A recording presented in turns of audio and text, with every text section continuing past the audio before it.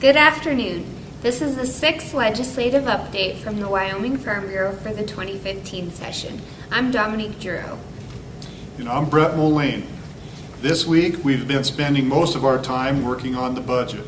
Tuesday and Thursday all day was spent doing second and third reading on the supplemental budget for 2015.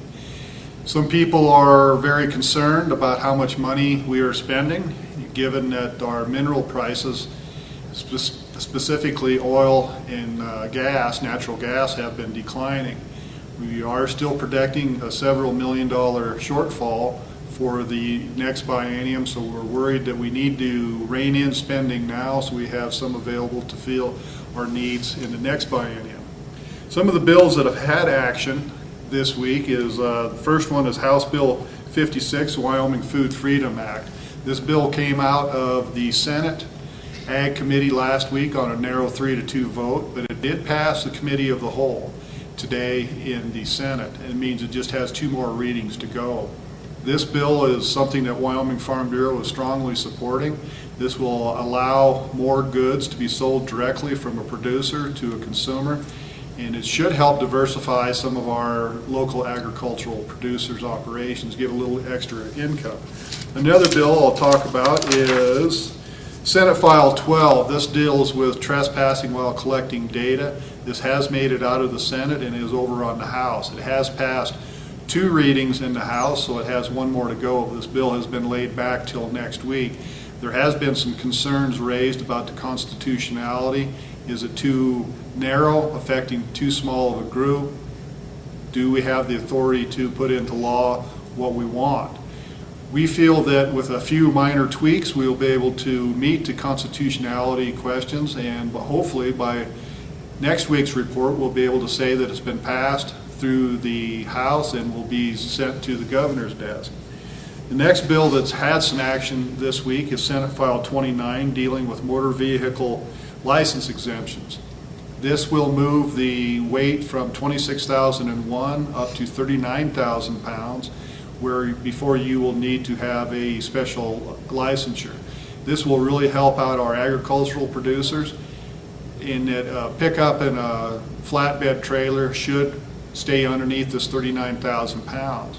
If you are over 39,000 pounds, instead of having to have a Class B or a Class A license, you can get what is called a Z exemption, and that you'll still have to pass a written test, but instead of having to only be able to do a road test, you also be able to get an affidavit signed by someone that you can manage that rig.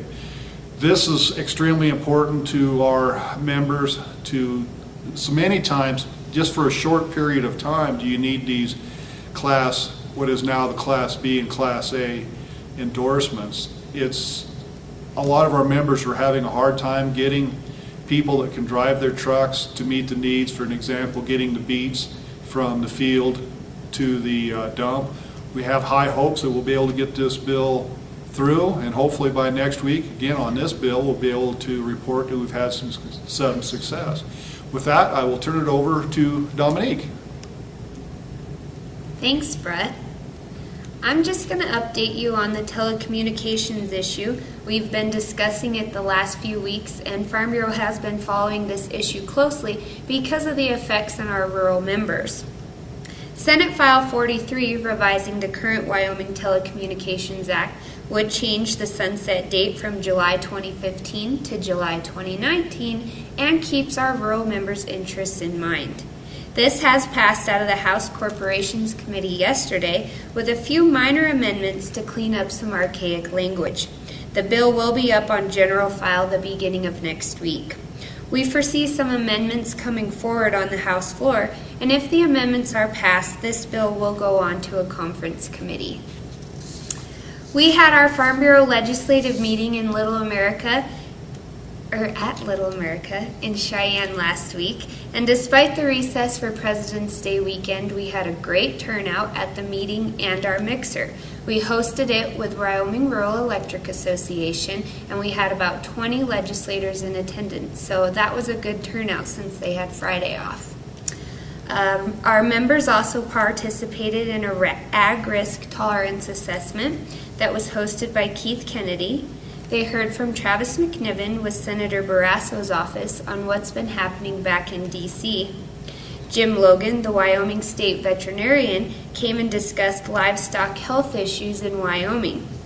Nephi Cole with the governor's office updated us on the governor's water strategy.